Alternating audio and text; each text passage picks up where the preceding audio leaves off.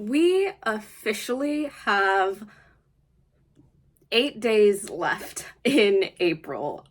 Feel like the month has flown right by, both reading-wise and school-wise, but that does mean that there is only 1 week left for me to finish reading my books for the magical readathon spring semester that happened this April. I have 3 books that I still need to finish for my magical readathon classes. One I am currently reading and am a third of the way through, and that is Jurassic Park by Michael Crichton. I gave some more in-depth thoughts on this in my last vlog, so for now I will just say that so far it's very similar to the movie based off of it, and I'm interested to see the plot progress and see how it might end up differing from the movie and what elements it will be able to add.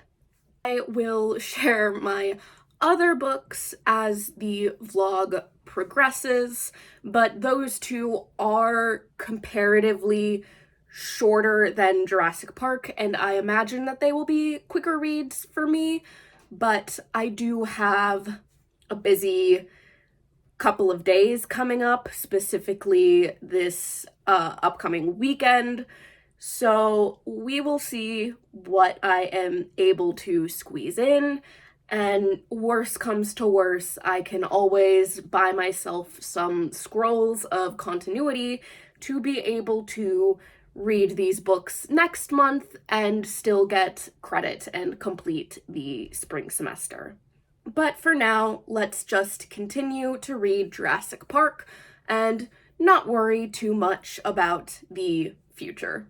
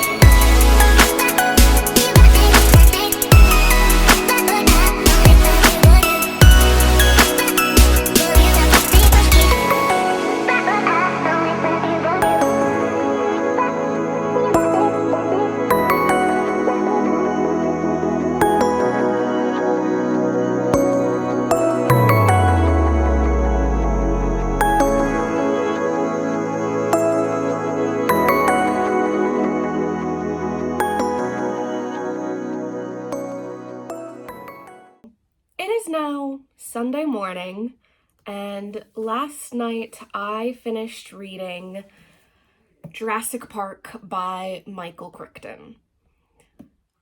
I will say, I believe of the Michael Crichton books that I have read thus far, that being a total of 3. Jurassic Park is my least favorite. The other Michael Crichton books I have given 5 stars. This one I am giving 4.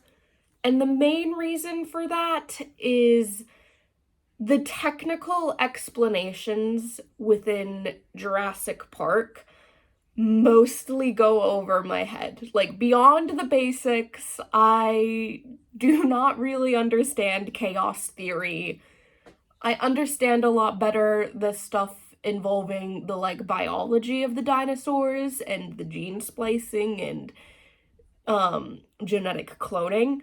I understand that more, but the chaos theory element is like a very big aspect of Jurassic Park.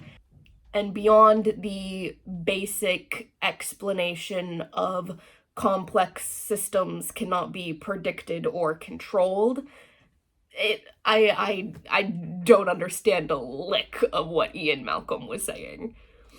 But beyond that, the plot of Jurassic Park is very similar to the plot of it within the movie, but there are some added details and elements which add to the story and which I greatly enjoyed because I feel like they really add to the overall theme and messaging of the book, which is that of human hubris and the downfall that it leads to. Like, Hammond genuinely thought he could play God and it would just be fine, which not the case. And I think the book does a better job of being able to convey that because compared to some of the creative liberties that the movie took when adapting the book, the message isn't lost, but it is a little bit less impactful. I don't want to say too much more because I want people who decide to read the book to be able to go in with their own eyes and not have my opinions of it coloring their vision if they choose to read the book. So yeah, that is my spoiler-free review of Jurassic Park by Michael Crichton. The next book that I am going to be reading is A Brilliant Night of Stars and Ice by Rebecca Connolly. This is a historical fiction retelling based off of accounts from people that were there of the journey that the ship, the Carpathia, took in its journey to attempt to rescue the passengers and crew of the Titanic as it was sinking after they received the distress signal. I think a lot of us have seen those, like, TikToks going around online. Like, we all talk about the Titanic, but what about the Carpathia? And that is kind of what first brought the story of this ship and its crew to my attention. And from there and researching the Carpathia is where I found this book. And I'm very intrigued to learn more about the story. I am trying to finish this and one other book this week. And by this week, I mean within the next 3 days, Sunday to Tuesday, for this reading vlog. But this is a relatively short read, so I'm hoping that I will be able to finish it today, or if not today, early tomorrow, to be able to get to my last book of the magical readathon. But we'll see. I will see you guys when I have an update for you on A Brilliant Night of Stars and Ice.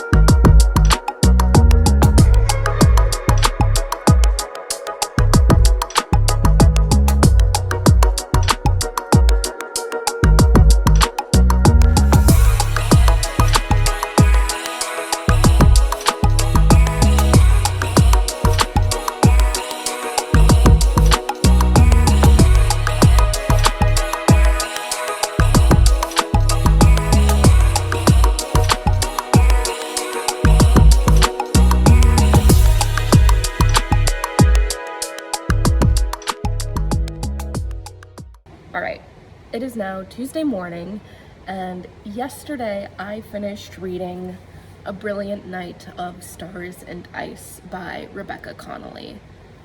This book is really good. I think it is an amazing recounting of what happened the night the Titanic sank on both the ship, the Titanic, and on the ship, the Carpathia.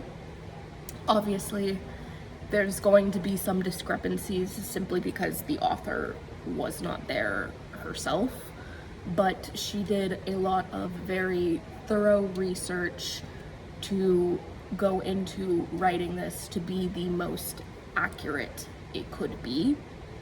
And I think it does a good job of capturing this moment in time and letting us glimpse what it most likely felt like in the moment to the people on the Carpathia doing their best to reach the sinking ship, and also the survivors of the Titanic, and the amount of intertangled hope and despair that they were feeling as they were attempting to survive while also being surrounded by the horrors of other people around them not making it.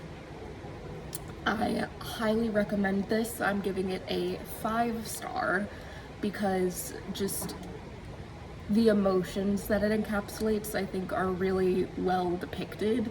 I started tearing up at some points. So yes, I think if you are someone who's very interested in the Titanic, or even if you're not and just enjoy reads that can make you emotional, this is a good book for you. The next book that I am going to be reading, and the final book that I am reading for both the Magical Readathon and in the month of April as a whole, is Lady Tremaine by Rachel Hochhauser.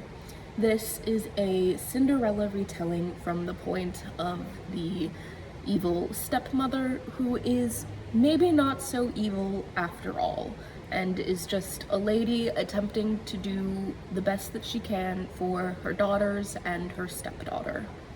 I am a big fan of fairy tale retellings, and especially ones that put a spin on the villains, of whether or not the reasons for what they're doing are different, or if they're not so evil after all.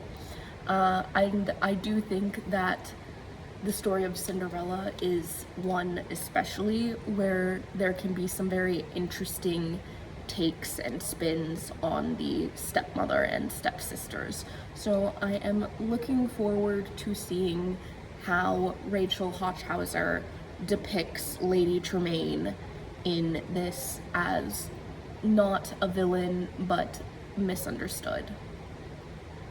Hey guys, sorry about the weird camera angle. This is the video of new angles for you all, I guess. I'm getting ready to move out of the dorm, so everything's a little bit of a mess, especially with also studying for finals.